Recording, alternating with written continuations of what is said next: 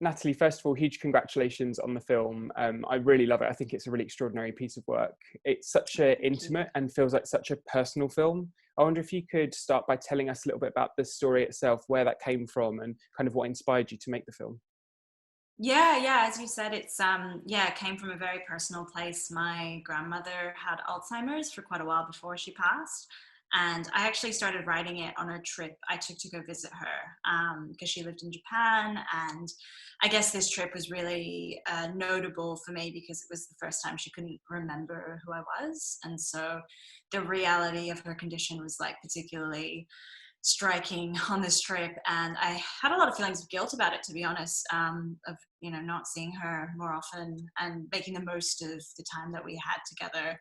And at the same time, I guess I should preface by saying that I have always been a massive horror fan, and so a lot of my work was kind of geared towards genre anyway. And then at the same time, yeah, my grandmother's house where I was staying was really freaky, like a traditional Japanese house. It was really old. It had like a creepy upstairs with a bunch of rooms with a lot of hoarded stuff, and it always really scared me as a kid.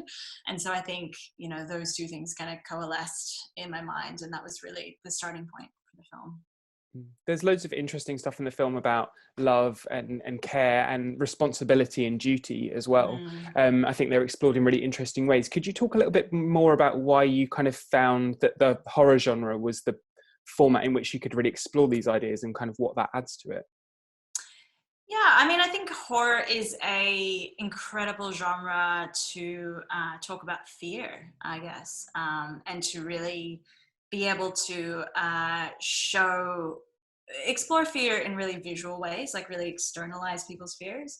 And I think there's so much fear inherent in the experience of losing a loved one, and both for the sufferer of Alzheimer's as well, this fear of losing yourself. It's a really kind of scary experience, but also for those around them who care for them. And the idea of, not only losing your loved one, but also this idea that mortality and decay is kind of coming for you as well. That seemed to me like a really, almost like inherently horror concept, I suppose. And also, I think in some ways, people with Alzheimer's are almost, it can seem like they're living in two different timelines at times because they're in the present, but they're also really either, sometimes talking to people who aren't there, or they regress to earlier years in their life as well. So I guess the convergence of timelines seems particularly suited to like a ghost story, because what is a ghost if not, something from another time being in the present? So, yeah.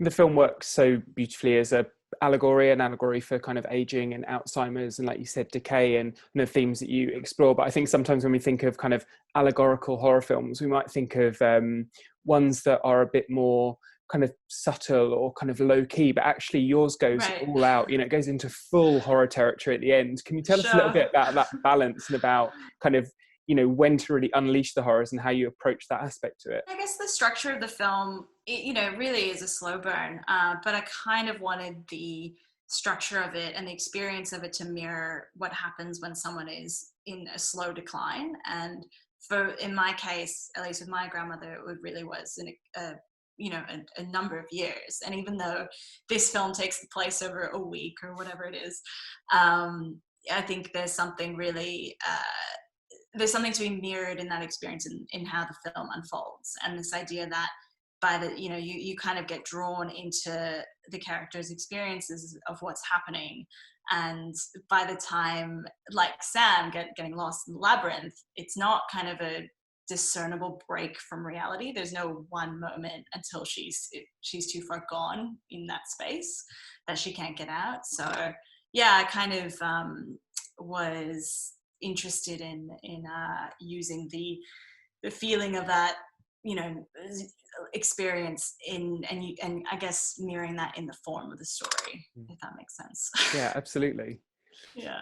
I think it's really interesting to see a horror film that's based on female lives, but particularly on multi-generational female lives. I wonder if you could tell us a bit more about the characters, about these women themselves, and how you came up with them, and kind of why you wanted to explore these specific three characters. Yeah, I think for me, it probably again relates to the personal thing, because it was my mother's mother who had Alzheimer's, and I think even though not all Alzheimer's and dementia is hereditary, there is that component to it, and there's something about the person who brought you into the world kind of succumbing to that disease and to decay that makes you think about yourself as well, and your own mortality too. So it kind of inherently has a cyclical, I guess, format to it. I also felt like, actually, when we first started writing the film, there were more kind of side characters. I think that Sam had a brother, and Kay had a husband that was more present. But over time, we actually ended up almost weeding them out, because it kind of felt like fluff. And what was really interesting, and the dynamics that were really interesting to us, were the mother-daughter dynamics. So yeah, that's kind of what remained. And it just kind of felt like a cleaner way to tell the story. Yeah, and those characters are brought to life so beautifully by your cast. Really extraordinary performances from the three central actresses. Can you talk a little bit about working with them, how you work together, and the kind of performances that you got from them? Yeah, they were all so wonderful, and they got on really well as well. We didn't actually have a lot of time in pre-production. Looking back, we probably had a week with Robin and Bella, and if I remember correctly, Emily's flight was delayed by 3 days, and so we ended up having like 2 days with her before we kind of launched into things. So it's kind of a testament to how much they got on and were really comfortable with each other, even though their characters, obviously there's so much kind of underlying tension between them. So we didn't really do a lot of rehearsal. It was a lot more about talking, I would say, and kind of almost trauma bonding. You have to be really open with each other and kind of find a middle ground, or like a common language to talk about your emotions, what you've been through in your life, and find a way to explore that on set. So yeah, I would say a lot of it, because we didn't have that rehearsal time, a lot of it was found on the day. But they're all so incredible that they were able to do that. It didn't really require that much kind of prep in that way. I mean, Emily also had to do a lot of the accent as well, so she was doing a lot of training beforehand to nail it. And a lot of people have said to me that it's like the best non-Australian accent that they've heard in a long time, so really pleased with that. But I was really lucky in the sense that she was one of those actors who some actors resist accents and find them a burden, but for her it was a way to access the character, so she really embraced it in a way. And I guess the other character is the house itself. You'd already mentioned about the kind of inspiration, your kind of grandmother's house when you were younger, but could you talk us through a little bit more about the kind of house, but also the kind of look at the film in a more general sense? It's so beautiful, but so gloomy. There's so much kind of visually going on. Can you tell us a little bit about that? It was really important to myself and our production designer, Stephen Jones Evans, that there was a real sense of history in the house. And so it was intensely layered, with like 70 years worth, like objects that spanned a number of years. It wasn't all just from one time period. It was like basically a mishmash of everything. And the attention to detail to that was something that we talked about a lot and had a lot of references for, and to find the kind of visual cues that hinted at a life that they used to have. And this idea that you could see visually or feel really acutely things that had fallen into decline, in terms of things like the overgrown tennis court, or the swimming pool, but even in outdated calendars, or objects that are used in odd ways that they shouldn't be used for. And then I suppose in a general sense, we really wanted to go with a house that wasn't too overtly horror, I suppose, in terms of its color palette as well as its design. So I was really attached to this idea of like making the familiar unfamiliar, and the sense that it could have been a really cozy place or a really, you know, familiar place. So we used a lot of lighter kind of creams and blushes and sages, and I guess slowly tried to twist that over time. And yeah, again, in designing the labyrinth space itself, we wanted that to feel gradual. So we used the same architectural language as the house in that labyrinth space too. And I guess tried to imbue the design with, things like repetition, things that you kind of see in the behavior of people with Alzheimer's, and trying to mimic the way that their brains might be working or not working, you know. Mm. There's such a sense of atmosphere and dread and fear, but also of sadness throughout the film. And you mentioned about drawing on personal experiences. It must have been kind of an emotional thing at times to be making this film, but also I'd imagine quite a cathartic one. What was your experience like on set, the actual process of making the film? Was that a difficult experience? Was it something that surprised you as you were making it? I know this is your first feature film. If you could kind of tell us a little bit about that kind of experience of the shoot itself. Yeah, I would say the trickiest part was almost the writing of the film, in terms of it relating to personal experience, just because I think it's a very insular time, even though you've got, I have a co-writer as well, so you're able to share that load. But I think that's the time when you're most like self-reflective, because on set you really are just bombarded with things flying at you all the time. There's not the time to kind of have a moment to yourself in a way. But I will say there was one scene when Edna's burying her photos that we really struggled to write as well. I think I actually rewrote it the day before we shot it because of some discussions I'd had with the actors. And so it took a while to nail the writing, but also on set, I think I cried about like 4 times behind monitor, because it was, it's a really emotional scene. It's kind of like her last lucid moment, and it was definitely hitting home. So very cathartic in some ways, very kind of tricky. My grandma only passed like end of November last year, so it was all very recent. And it was great to have, like my parents at the premiere where they could all see it and have them not hate it. That was really great as well. But anyway. And in general, having it be a first film, I had so much fun. I feel like you have this dream to make your first film since, for me, it was like 13 that I wanted to be a filmmaker. So you almost have this fear of getting there and not enjoying it. But for me, even though it was tough, every day I was like, man, this is what I want to be doing for the rest of my life. So it's very gratifying in that way. And you mentioned your parents not hating it, but I mean, talk about the opposite of not hating it. The response to the film has been so overwhelmingly positive since it premiered at the beginning of the year. What's that been like for you, that journey that you've been on with the film since you screened it for the first time to an audience? It's so mad.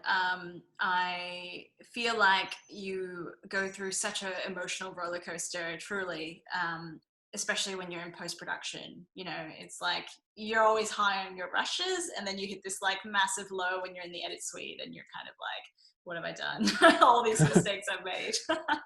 And just being honest, you have to, you really have to work your way out of that. And you're staring at the same thing over and over. I've probably seen the film 300 times through the course of 9 months. So you quickly lose perspective, and you really don't know how people are going to respond. And I could never have anticipated, if you'd asked me before the film was released, are people going to respond well? I couldn't have said like either way. So I've been thrilled is the short answer.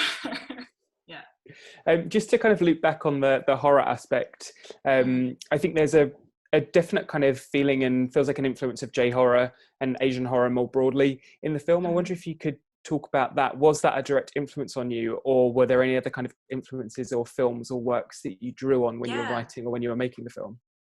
Yeah, definitely. Yeah, massive fan of Asian horror and Gothic horror as well. I think maybe it's the restraint in those types of films that I really admire, and I guess this idea of yeah, a few things like building tension within frame as opposed to relying on jump scares. That kind of approach is something I really take to heart. Also, the sense of the idea that the menace is something to, or is someone to have compassion for. I think you see that a lot in a lot of Asian horror as well, and it's not so cut and dry in terms of evil versus good. There's a bit more of a gray area. Often it's based on, folklore that features, it's usually women who've been kind of wronged or neglected in some way. So I think in Relic, it was really important for us that you have a lot of empathy for Edna and, the other, or what she transforms to at the end. Yeah, and I guess always the idea, with Gothic horror, the idea of like a suspension between what's real and what can be explained by real, life and science, and what's supernatural, and the line between that. And I guess really intensely psychological horror as well. In terms of other references, I'd often point to, when we were out pitching the film, I'd often point to a film like The Orphanage by J. Bayona, just in terms of tone, because it really does straddle this, very emotional story with the horror elements.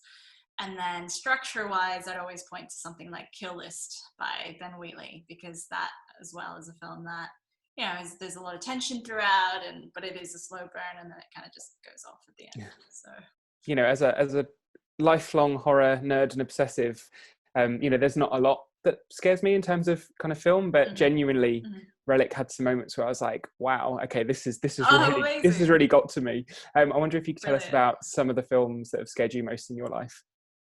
Yeah, well, I watched The Shining real young, and I mean, when I say young, I was probably like 11, and that really scarred me, I have to say. I mean, as a young child, I remember watching E.T. and being scared, and always avoided scary films until I hit my preteens. Another film I watched young was The Others, which I really, to this day, really love. I just remember seeing that. That was the first film I saw with my friends without parental supervision in a cinema. And I remember sitting the other way in my cinema seat because I was so scared and I couldn't stand it. But it was the most incredible feeling afterwards to have survived that with your friends. And I guess there's something really primal about that experience. It's like the closest to death that you can come without, the danger element. But anyway, so there's that. And then, yeah, I guess in terms of J-horror, I've always been a huge Kurosawa Kiyoshi fan. So Pulse is something that, still scares me to this day. Yeah, I think you're right as well. Those, especially those kind of childhood moments you have with horror movies are really formative, and they really stay with you. So it must be kind of incredible to think that now you are the person bringing those experiences to new viewers. I hadn't thought of that, but that's wonderful. Yeah. Hopefully you can scar an entire new generation and inspire them to make films that scar people in the future. So completely. Before we wrap up, is there anything else that you wanted to add or that you wanted to kind of mention before we finished? Yeah, no, I guess just thrilled to have it screening at BFI, and thanks to everyone for watching the film. I hope you enjoyed it. Thank you so much for taking the time to chat with us today. I really, really do love the film. I know that our audiences will have loved it as much as I have. Natalie, thanks so much for being here with us today, and best of luck with the film moving forward. Thank you so much. Cheers.